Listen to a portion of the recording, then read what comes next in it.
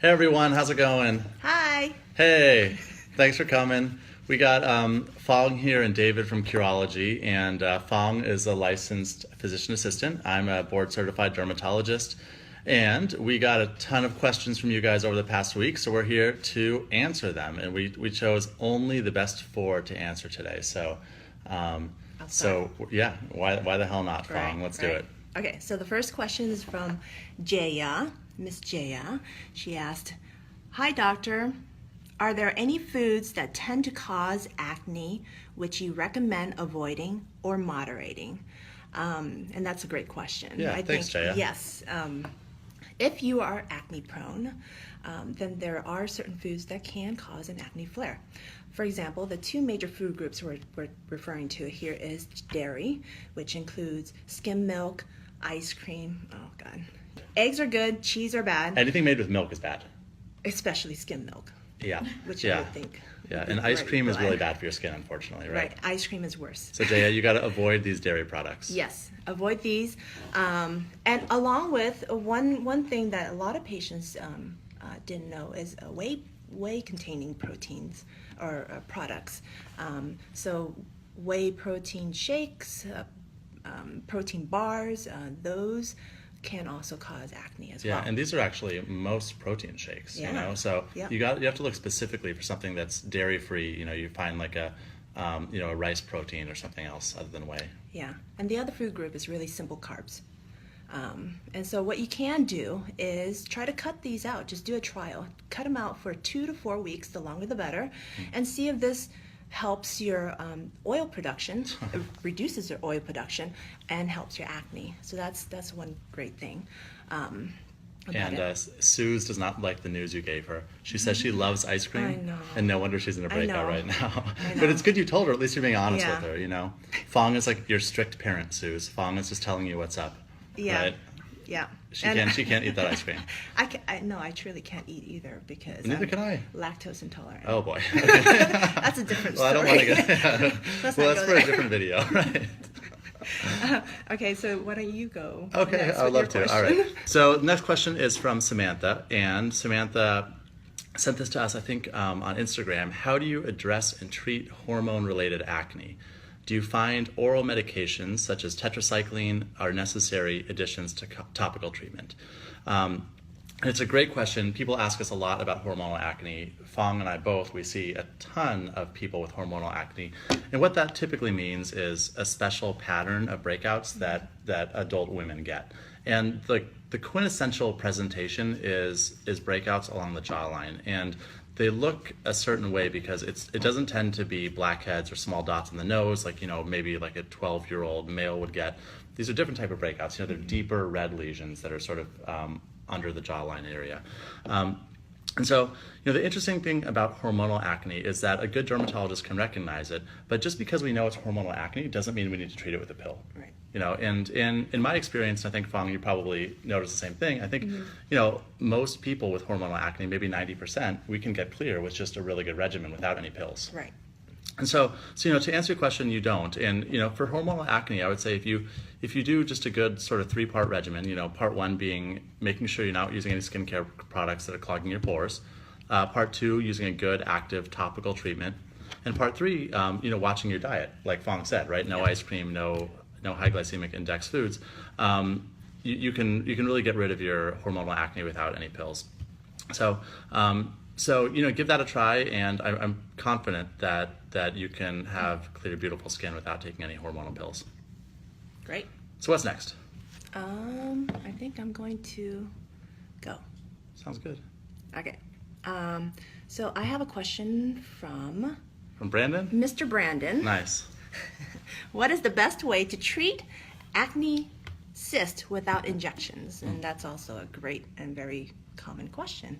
I think the best thing to do is really just to leave it alone and let it take its course, let your body do what it's supposed to do. It's probably the best way. And if you do have pain or swelling, any of those symptoms, then it's probably best to treat just the symptoms itself. So the first thing is, I'm just going to mention 2 things because there are quite a few that you can do. The first thing is really just try not to touch it. That's the main thing. Try not to manipulate it, try not to squeeze it, because this can definitely worsen the pain, increase the inflammation, and worst of all, cause scarring. Yeah, and we don't want that. That's what most acne cyst comes from. Most acne scarring. Like people have a cyst and it's you go at it and then it leaves you with a scar that's there your whole life. So it's really important. So instead, what you should do or look into is those hydrocolloid bandages. You stick them on. You can get these at any drugstore, or even at Target, on Amazon, or anywhere. But you stick these little bandages on for 24 to 48 hours, even overnight. The longer the better. And this works from beneath, just kind of drawing up bringing it to a head, and also just to keep the area clean and prevent you from touching it. So that's number one. And number two is, and I think a lot of my patients actually benefit from this, is either cold compresses or hot compresses. Cold compresses really do help with the pain and also helps decrease the inflammation. And by doing this, you can just take a simple ice cube, wrap it around a very soft cloth, put it in a Ziploc bag, or you can use a chilled tea bag that you just drink. Do you drink tea? I do. I love tea. Nice, I do too. Yeah. But so you just get it chilled, and then you just apply gentle pressure to that area for about 20 minutes or so, and that should, or until your skin feels a little bit numb, and you can repeat this. Hot compresses, it's known to, heat itself is known to increase blood circulation in that area, and that can help bring that cyst to a head. And the same rule apply. You can do this 2 to 4 times a day as needed, and this can really help just let the cyst take its course, and you're just treating the pain and the inflammation. I think that makes a lot of sense. All right, we got one more question, and this one is from Dan, and asking about what is the difference between physical exfoliation and chemical exfoliation. And so let's talk about what exfoliation is just in general, right? And so I'm going to bring this little model that we just got of skin, right? It's beautiful. It's beautiful. Isn't it a nice model, Fong? Yes. Okay, so can you guys see this? Okay, it looks like that's a yes, right? Yeah. And so what we have up here is this is the top of the skin. We can see, we have these tiny little hairs all over our body that normally aren't this big, right? Mm-hmm. This is the epidermis, the top layer of skin, all the way from here down to the purple. This is all the dermis, like the sort of fleshy layer of skin, and then below the skin we have fat, and this is all over our body, right? So what exfoliation means is doing something to get rid of the small layer of dead cells in the very top of your skin. And this layer of skin at the top is actually called the foliaceous layer, and it's sort of named after foliage because it's it's like the treetops, it's like the leaves, it's like the top of the skin. So exfoliation means removing some of the skin cells from that. And so what physical exfoliation is you use like a scrub with like apricot kernels or a brush or like a loofah or something that's physically just going to scrape off some of the dead skin cells.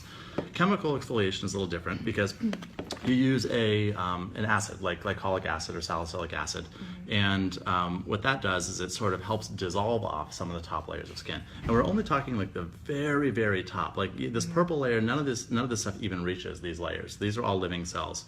What typically happens is what happens in normal skin is at the bottom here, the bottom of our epidermis, all new cells are produced every day. And it takes 30 days for them to journey up to the top, and they get flattened and they die and they form this protective layer.